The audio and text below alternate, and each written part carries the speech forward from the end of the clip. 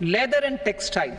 Similarly, to enhance the competitiveness of exports in the leather and textile sectors, I propose to reduce BCD on real down-filling material from duck or goose. I am also making additions to the list of exempted goods for manufacture of leather and textile garments, footwear and other leather articles for export.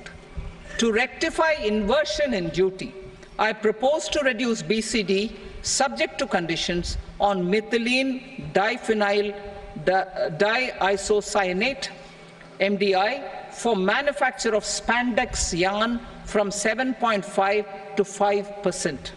Furthermore, the export duty structure on raw hides, skin and leather is proposed to be simplified and rationalized. Precious metals. To enhance domestic value addition in gold and precious metal jewelry in the country, I propose to reduce customs duties on gold and silver to 6% and that of platinum to 6.4%. Other metals, steel and copper are important raw materials. To reduce their cost of production, I propose to remove the BCD on ferronickel and blister copper. I am also continuing with nil BCD on ferrous scrap and nickel cathode and concessional BCD of 2.5% on copper scrap. Electronics. To increase value addition in the domestic electronics industry, I propose to remove the BCD subject to conditions on oxygen-free copper for manufacture of resistors. I also propose to exempt certain parts for manufacture of connectors. Chemicals and petrochemicals. To support existing and new capacities in the pipeline, I propose to increase the BCD on ammonium nitrate from 7.5% to 10%. Plastics. PVC flex banners are non-biodegradable and hazardous for environment and health. To curb their imports, I propose to raise the BCD on them from 10 to 25%. Telecommunication equipment. To incentivize domestic manufacturing, I propose to increase the BCD from 10 to 15% on PCBA of specified telecom equipment. Trade facilitation. To promote domestic aviation and boat and ship MRO, I propose to extend the period for export of goods imported for repairs from 6 months to 1 year. I'll read that again. To promote domestic aviation and boat and ship maintenance, repair and operations, I propose to extend the period for export of goods imported for repairs from 6 months to 1 year. In the same vein, I propose to extend the time limit for re-import of goods for repairs under warranty from 3 to 5 years. I now move to direct taxes.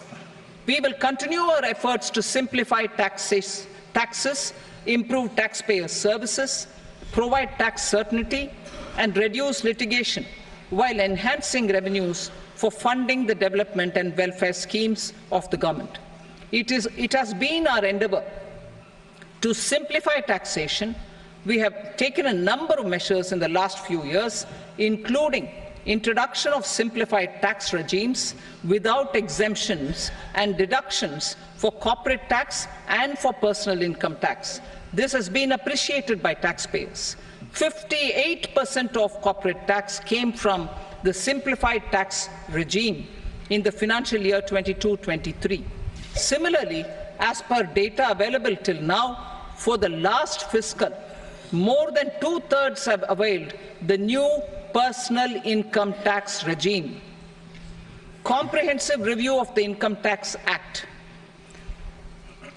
I am now announcing a comprehensive review of the Income Tax Act 1961. The purpose is to make the Act concise, lucid, easy to read and understand. This will reduce disputes and litigation, thereby providing tax certainty to the taxpayers. I will also bring down the demand embroiled in litigation. It is proposed to be completed in 6 months. A beginning is being made in the Finance Bill by simplifying the tax regime for charities, TDS rate structures, provisions of reassessment and search provisions, and capital gains taxation. Simplification for charities and TDS. The two tax exemption regimes for charities are proposed to be merged into one. The 5% TDS rate on many payments is being merged into the 2% TDS rate, and the 20% TDS rate on repurchase of units by mutual funds or UTI is being withdrawn. TDS rate on e-commerce operators is proposed to be reduced from 1 to 0.1%. Moreover, credit of TCS is proposed to be given in the TDS to be deducted on salary. Further, I propose to decriminalize delay for payment of TDS up to the due date of filing statement for the same. I also plan to provide a standard operating procedure for TDS defaults and simplify and rationalize the compounding guidelines for such defaults. Simplification of reassessment. I propose to thoroughly simplify the provisions for reopening and reassessment. An assessment hereinafter can be reopened beyond 3 years from the end of the assessment year only if the escaped income is 50 lakh rupees or more, up to a maximum period of 5 years from the end of the assessment year.